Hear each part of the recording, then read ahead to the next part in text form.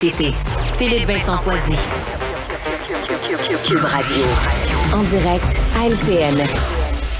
La ministre de l'Habitation, Philippe Vincent, s'est dite désolée là, pour ses propos sur les sessions de bail, des propos qui ont pu paraître insensibles. Elle s'en est excusée.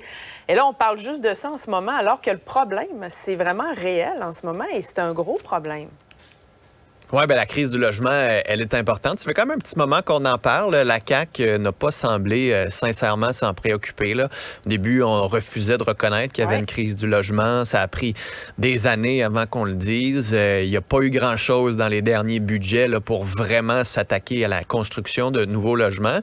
Et là, France-Hélène Duranceau, à la fin de la session parlementaire, a comme fait un projet de loi, là, puis elle l'a lancé, puis elle est partie après ça en congé pendant l'été.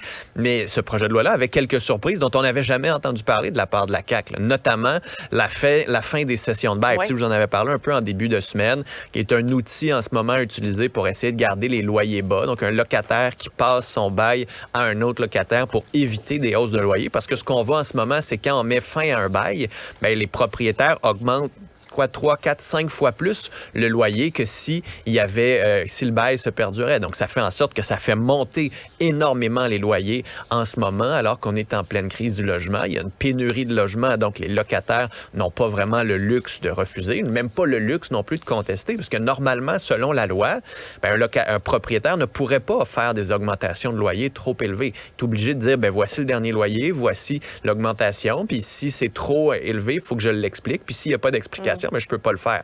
Mais les locataires, là, on n'ose pas refuser parce qu'il n'y a tellement pas de logement qu'on va se retrouver à la rue. Ben non, mais c'est ça. Puis là, France-Hélène Duranceau qui expliquait cette mesure de cession de bail en disant aux locataires, si vous n'êtes pas content, investissez en immobilier.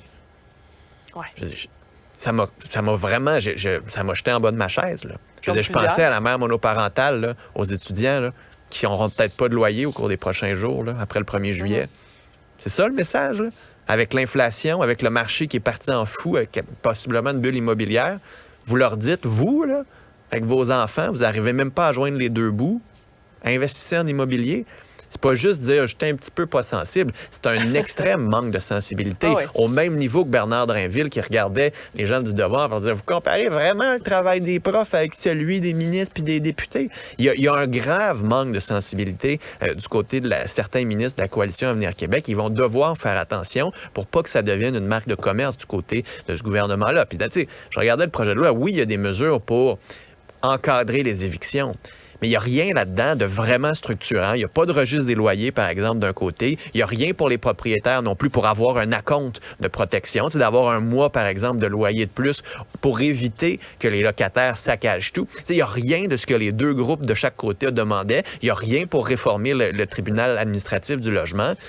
Tu te dis, ça sort d'où ces idées-là? Il n'y a rien de très structurant pour le problème en ce moment. Puis en plus, elle s'est ajoutée un manque de sensibilité dans tout ça et des excuses. Donc vraiment, ça part très mal pour la ministre. Parlons d'Erin O'Toole, qui est sur le point de quitter la vie politique. En début de semaine, il a donné ce qui aurait été probablement son dernier discours en Chambre. Tu voulais revenir là-dessus?